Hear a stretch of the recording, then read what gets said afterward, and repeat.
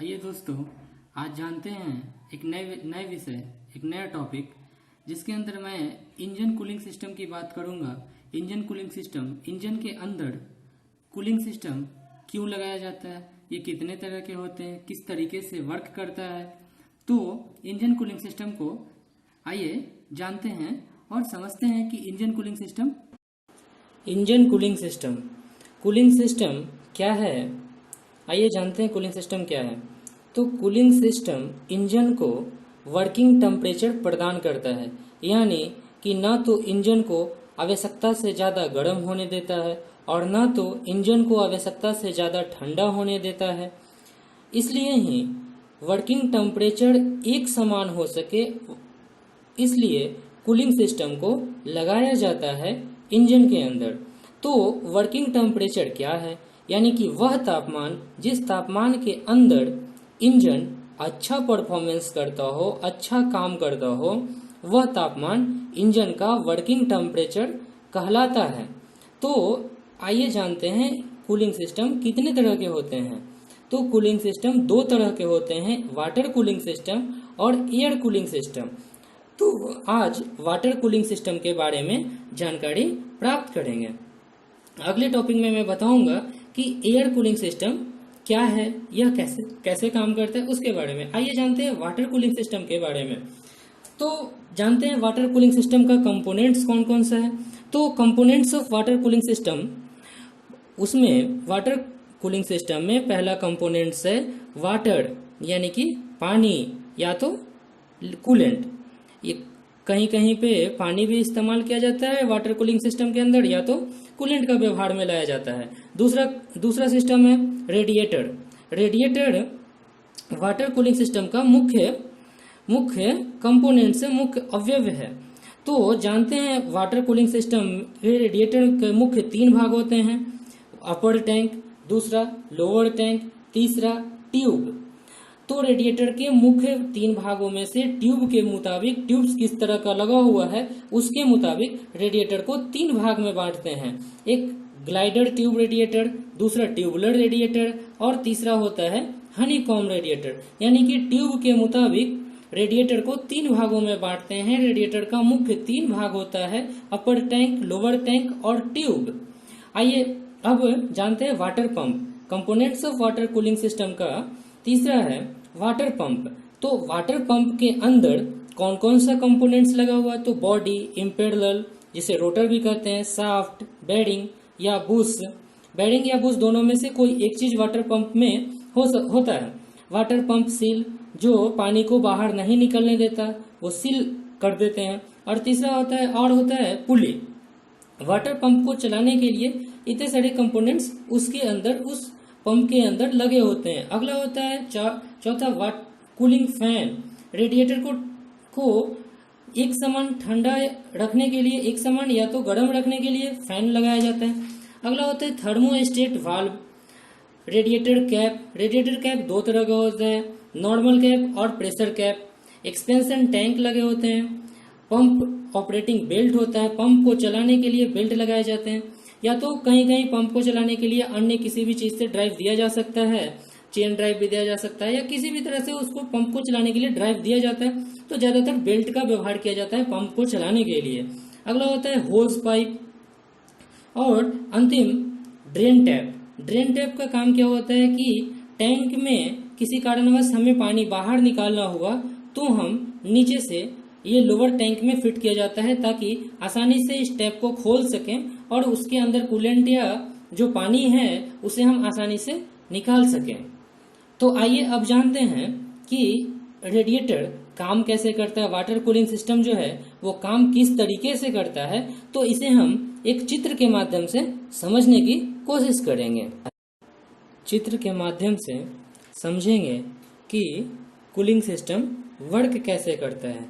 तो जैसा कि मैंने अभी कंपोनेंट्स के बारे में बताया था वाटर कूलिंग सिस्टम के अंदर, वो कंपोनेंट्स इस फिगर में मैं पहले बताता हूँ। ये यहाँ पे अपर टैंक, ये रेडिएटर जो यहाँ पे दिख रहा है आपको, ये रेडिएटर का पार्ट्स, और ये अपर टैंक, ये रेडिएटर ट्यूब, और ये लोअर टैंक, ये बाईपास पाइप भी एक लगाया जाता है, ये drain tap, radiator cap, thermostat valve, hose pipe, water jackets around the cylinders. Cylinders के अंदर, माफ कीजिएगा, सिलेंडर के अंदर नहीं, सिलेंडर के चारों तरफ एक वाटर जैकेट्स बना होता है। अगला वाटर पंप, ये पुली, फैन, इस तरीके से यहाँ पे अब समझने की कोशिश करते हैं कि वाटर कूलिंग सिस्टम वो काम कैसे करता है। तो कंपोनेंट्स समझ लेने के बाद जानते हैं कि सबका काम क्या होता है। तो इस तरीके से अपर टैंक में ये रेडिएटर कैप को खोल लेने के बाद या तो हम इसमें पानी या तो कूलेंट भर देते हैं। दूसरा, एक्सपेंशन टैंक भी लगाया जाता है, जो इंजन के गर्म होने पे या पानी जैसे ही गर्म होगा या कूलेंट जब गर्म होगा तो उसमें फैलाव होगा, एक्सपेंस करेगा, तो अलग से एक एक्सपेंशन टैंक लगा दिए जाते हैं, जिससे कि यहाँ से उसका होस पाइप को निकाल लिया जाता है और वो गर्म होने के पश्चात एक एक्सपेंशन टैंक में चला जाता है, ताकि लिक्विड या वाटर वो बर्बाद न हो। इस तरीके से एक्सपेंशन टैंक में वो चला जाता है। तो वर्किंग टेम्परेचर को सामान्य रखने के लिए जिस वर्किंग टेम्परेचर पे इंजन अच्छा वर्क करता हो उस पे रखने के लिए, उसको एक समान रखने के लिए रेडिएटर का व्यवहार किया जाता है। तो अपर टैंक से पानी ट्यूब के माध्यम से लोअर टैंक में आता है और लोअर टैंक में से होस पाइप के माध्यम से वाटर पंप को जोड़ दिया जाता है। ये पुली है, यहाँ से इसको बेल्ट ड्राइव दिया जाता है, जिससे ये पंप चलना शुरू करेगा और ये पानी वाटर जैकेट के अंदर भरने लगेगा। जब इंजन चलने पे इंजन जब गर्म होगा तो ये पानी ऐसे होकर के इस तरीके से जाएगा, यानी कि इसकी दिशा जो है लोअर टैंक से होता हुआ, वाटर जैकेट से होता हुआ ये अपर टैंक को चला जाता है और ये फैन रोटेट करते रहता है, जिससे कि इंजन एक समान गर्म होता है, जिससे कि वो आसानी से अपना वर्किंग टेम्परेचर को मेंटेन रख लेता है। तो आइए जानते हैं यहाँ पे एक थर्मोस्टेट वाल्व क्यों लगाते हैं। ये बाईपास पाइप क्या होता है? बाईपास पाइप जो है वो इंजन के डिजाइन के मुताबिक या तो कूलिंग सिस्टम के डिजाइन के मुताबिक अलग अलग जगहों पे फिट किए हो सकते हैं। तो थर्मोस्टेट का काम क्या है कि अगर इंजन आवश्यकता से ज्यादा ठंडा हो और कूलेंट भी ठंडा हो, तब इंजन स्टार्ट होने के बाद ये थर्मोस्टेट वाल्व जो है वो अपर टैंक से कनेक्शन को बंद कर देता है, ताकि कूलेंट या वाटर अपर टैंक में न जाए, जिससे ये बाईपास से होता हुआ फिर से लोअर टैंक की तरफ चला आता है और ये पंप उसे फिर से वही पानी को इंजन के अंदर भेज देता है, वही कूलेंट को इंजन के अंदर वाटर जैकेट्स में सप्लाई कर देता है, जिससे कि वर्किंग टेम्परेचर पे इंजन जल्दी से आ जाता है। यानी जब वर्किंग टेम्परेचर पे जल्दी से आ जाता है तो उस टेम्परेचर पे ये 70 से 80 डिग्री टेम्परेचर पे थर्मोस्टेट वाल्व जो है वो खुल जाता है और बाईपास पाइप को बंद कर देता है, जिससे ये फिर से जो आवश्यकता से ज्यादा गर्म हो गया था पानी वो अपर टैंक में चला जाएगा और अपर टैंक में जाने के बाद फिर से वो ट्यूब के माध्यम से नीचे चला आएगा लोअर टैंक में। तब तक वो पानी ठंडा हो गया होगा, फिर से वो पंप वही पानी को लेकर के वाटर जैकेट्स के अंदर सप्लाई करते रहेगा और ये चेन ये श्रृंखला तब तक चलते रहेगी जब तक हमें इंजन से काम लेना हो, जिससे कि वर्किंग टेम्परेचर एक समान रहता हो रखने के लिए इसका इस्तेमाल किया जाता है। वैसे तो वाटर कूलिंग सिस्टम के एडवांटेज भी है और डिसएडवांटेज भी है। तो आइए जानते हैं मुख्य एडवांटेज क्या है, यानी कि इसके लगाने से सबसे पहला लाभ क्या मिलता है, मुख्य लाभ क्या मिलता है वो जानते हैं।